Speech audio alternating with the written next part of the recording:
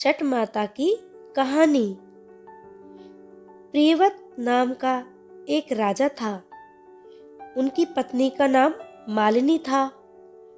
दोनों की कोई संतान नहीं थी। इस बात से राजा और उसकी पत्नी बहुत दुखी रहते थे। उन्होंने एक दिन संतान प्राप्ति की इच्छा से महर्षि कश्यप द्वारा पुत्रेष्टि यज्ञ करवाया। इस यज्ञ के फलस्वरूप रानी गर्भवती हो गई। 9 महीने के बाद संतान सुख को प्राप्त करने का समय आया तो रानी को मरा हुआ पुत्र प्राप्त हुआ। इस बात का पता चलने पर राजा बहुत दुखी हुआ। संतान के शोक में उन्होंने आत्महत्या का मन बना लिया। लेकिन जैसे ही राजा ने आत्महत्या करने की कोशिश की, उनके सामने एक सुंदर देवी प्रकट हुई। देवी ने राजा को कहा कि मैं षष्ठी देवी हूँ। मैं लोगों को पुत्र का सौभाग्य प्रदान करती हूँ। इसके अलावा जो सच्चे भाव से मेरी पूजा करता है, मैं उसके सभी प्रकार के मनोरथ पूर्ण कर देती हूँ। यदि तुम मेरी पूजा करोगे तो मैं तुम्हें पुत्र रत्न प्रदान करूंगी। देवी की बातों से प्रभावित होकर राजा ने उनकी आज्ञा का पालन किया। राजा और उनकी पत्नी ने कार्तिक शुक्ल की षष्ठी तिथि के दिन देवी षष्ठी की पूरी विधि विधान के साथ पूजा की। इस पूजा के फलस्वरूप उन्हें एक सुंदर पुत्र की प्राप्ति हुई। तभी से छठ का पावन पर्व मनाया जाने लगा।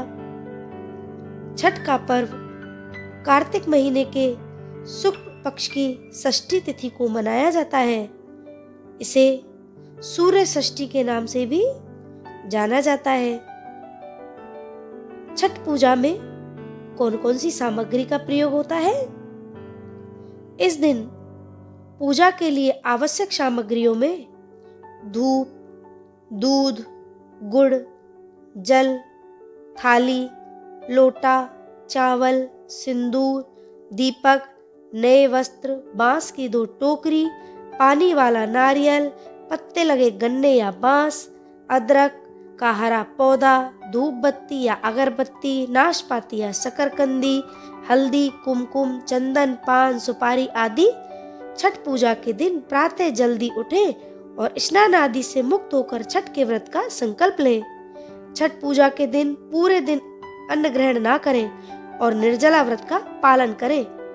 छठ के पहले दिन शाम को नदी के तट पर जाएं और वहां स्नान आदि करके सूरज जी को संध्या का अर्घ दें। सूर्यदेव को अर्घ्य देने के लिए बांस की टोकरी का ही प्रयोग करें और जल से अर्घ्य दें। जिन टोकरियों का इस्तेमाल आप पूजा में कर रही हैं, इसमें फल, फूल, सिंदूर आदि सभी पूजा की सामग्रियां ठीक से रखें। इसके साथ टोकरी में ही ठेकुआ, मालपुआ और अन्य व्यंजन भी भोग स्वरूप चढ़ाएं। सूर्यदेव को अर्घ्य देते समय ध्यान रखें कि सभी सामग्रियां सूप में रखी होनी चाहिए।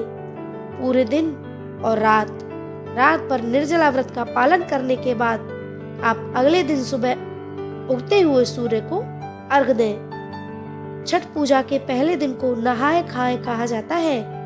इस दिन पूरा परिवार मिलकर भोजन तैयार करता है और दोपहर में इसे सभी लोग एक साथ मिलकर ग्रहण करते हैं। छठ पूजा के दूसरे दिन को खरना कहा जाता है, जिसमें महिलाएं निर्जला व्रत रखती हैं और ये व्रत सूर्योदय से शुरू होकर सूर्यास्त तक रखा जाता है।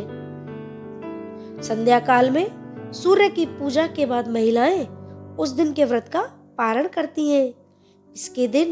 इसके अगले दिन सुबह उगते हुए सूर्य को अर्घ्य देकर सूरज की पूजा की जाती है।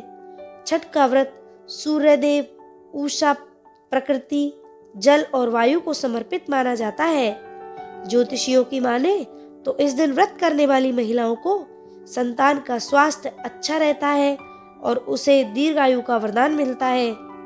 इस व्रत को करने से संतान प्राप्ति की इच्छा रखने वाली स्त्रियों को संतान सुख का आशीष मिलता है। उन पर छठ माता की कृपा दृष्टि सदैव बनी रहती है। जो महिलाएं इस व्रत को नियम से करती हैं, उनके जीवन में सदैव सुख और समृद्धि बनी रहती है और समस्त मनोकामनाओं की पूर्ति होती है। ऐसी मान्यता है कि जो महिला छठ पूजा का पालन विधि विधान से करती है उसकी समस्त मनोकामनाओं की पूर्ति होती है। तो ये है छठ माता की महिमा, उनकी पूजा विधि, उनकी व्रत कथा एवं उनके